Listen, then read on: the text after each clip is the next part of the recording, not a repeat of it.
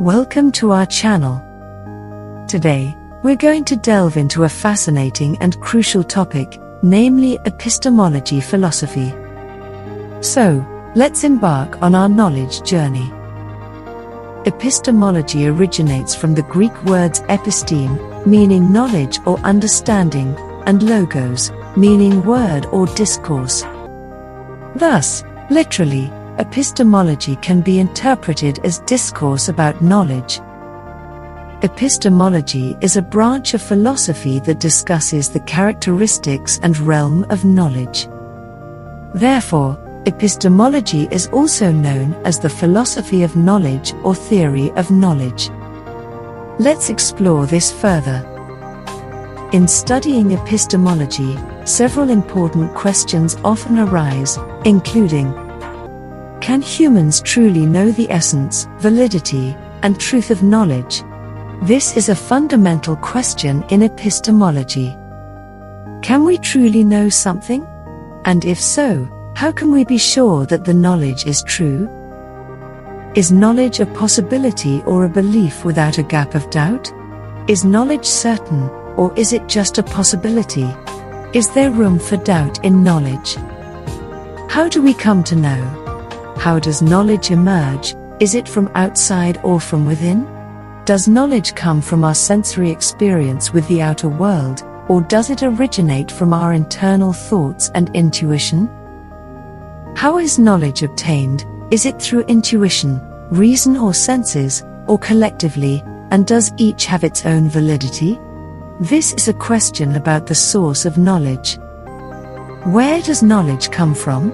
Are all sources of knowledge equally valid? Each of these questions opens the door to deep and interesting discussions about the nature of knowledge and how we acquire it. Epistemology can be divided into several types based on views of reality. Epistemological idealism, subjectivism. In this view, the reality of the world that is perceived depends on consciousness. This means that reality is a construction of our minds and does not exist outside of our perception. This is a more subjective view of knowledge and reality. Epistemological realist, objectivism. On the contrary, epistemological realists argue that there is a reality that is independent of consciousness. This means that the world exists objectively, regardless of our percepti on or consciousness. This is a more objective view of knowledge and reality. Each of these views has profound implications for how we understand knowledge and reality. In understanding epistemology, it's important to know what can be the object of knowledge. Here are some examples. Physical phenomena/natural events, external world. This includes everything that we can observe and experience in our physical world, such as mountains, animals, and weather. The past. Knowledge about events and phenomena that have occurred previously. This can include history, personal memories, and knowledge passed down from generation to generation. The future.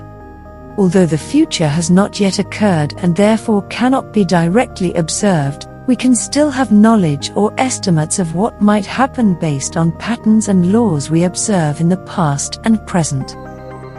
Values, ethical, aesthetic, religious. These values are often subjective and vary among individuals and cultures. However, they remain an important part of our knowledge of the world. Mind, inner dimension or psychic. This includes knowledge about our own minds and the minds of others. This can include emotions, thoughts, dreams, and other subjective experiences. Each of these objects of knowledge offers a unique perspective on reality and helps shape our understanding of the world. There are several main sources from which we acquire knowledge. Authority. Much of our knowledge comes from what we learn from others, whether it's teachers, textbooks, or other authoritative sources. However, it's important to always question and verify the information we receive. Sense perception.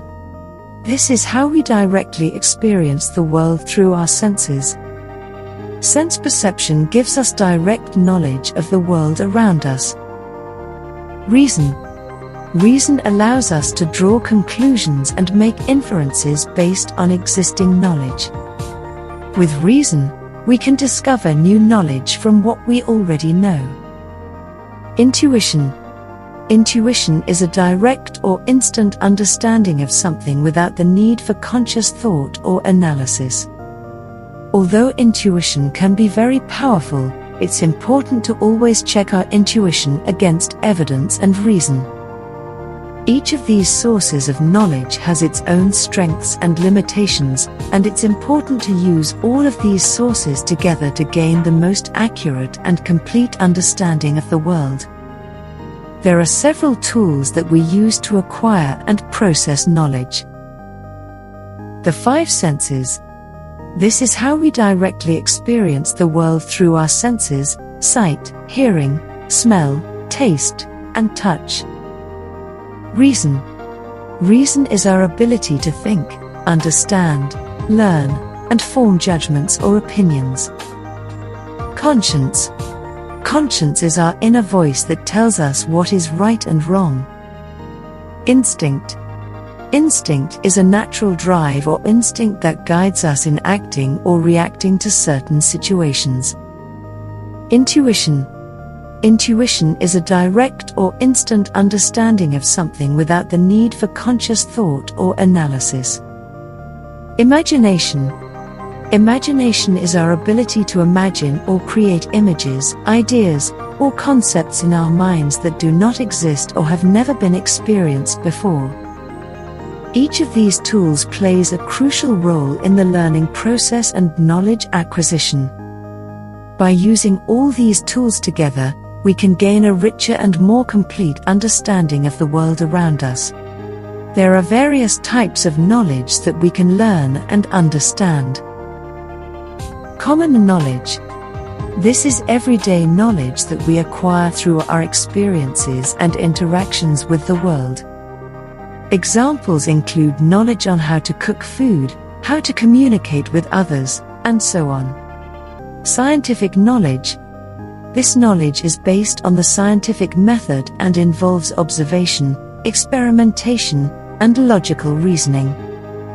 Examples include knowledge about the laws of physics, biological theories, and so on. Technological knowledge. This knowledge involves understanding how technology works and how to use it. Examples include knowledge on how to use a computer, smartphone, and so on. Ideological knowledge. This knowledge involves understanding certain value systems and beliefs. Examples include knowledge about political ideologies, religions, and so on. Philosophical knowledge. This knowledge involves deep thinking about big questions such as the meaning of life, reality, morality, and so on. Mystical or religious knowledge. This knowledge involves understanding things that are spiritual or mystical in nature. Examples include knowledge about religious teachings, meditation, and so on. Each type of knowledge provides a unique way to understand the world and our place in it. There are two main approaches in the process of knowledge emergence. Non-scientific approach. This approach is often more intuitive and subjective. Knowledge may come from personal experience, tradition, authority, or revelation. Although this approach may not always be testable or verifiable objectively, it remains an important and valuable source of knowledge. Scientific approach. This approach involves the use of the scientific method, which includes systematic observation, hypothesis formation, experimentation, and data analysis. The goal is to produce objective and testable knowledge based on empirical evidence. Both of these approaches have their respective roles in the process of knowledge emergence and often complement each other. Here are some ways truth is discovered through a non-scientific approach. Discovery of truth by chance. Discovery is obtained without planning and cannot be calculated in advance. Nevertheless, the acquisition of truth in this way often occurs and is useful. Discovery of truth by reasoning, pure a priori. Common sense is a series of concepts that can be used to deduce things that are true. However, the truth obtained can also be misleading. Discovery of truth intuitively. In this case, truth is obtained through a process that is not conscious and not anticipated in advance without going through reasoning. Discovery of truth through trial and error. This discovery is the result of repeated trial and error efforts without clear problem-solving clues. Discovery of truth through authority. Truth is based on the reputation of someone's position. The opinion of someone who is considered to have authority in a certain field will be accepted without further testing, even though the truth of the opinion is not necessarily proven. Discovery of truth speculatively. This is a higher level of trial and error. In the discovery process, consideration is used as a guide, although the considerations used are less thought out in depth. Discovery of truth through revelation. Truth is based on revelation as knowledge conveyed by God Almighty to humans through His prophets throughout the ages. The scientific approach is a method used in research to seek knowledge in a systematic and controlled manner based on empirical facts.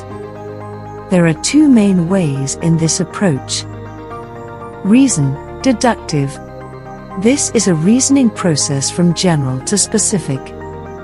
For example, if we have a general theory and we want to see if that theory applies in a certain specific case, we will use a deductive approach. Experience, inductive.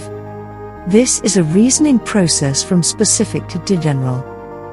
For example, if we have a number of observations or experiences and we want to make a theory or generalization based on those observations, we will use an inductive approach.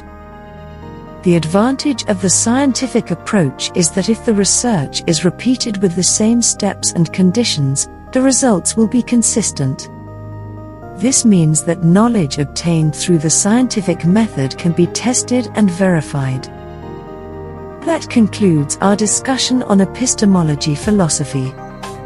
Through this video, we have explored various important aspects of epistemology, starting from its definition, problems in epistemology, types of epistemology, objects of knowledge, sources of knowledge, tools of knowledge, to the process of the emergence of knowledge through non-scientific and scientific approaches.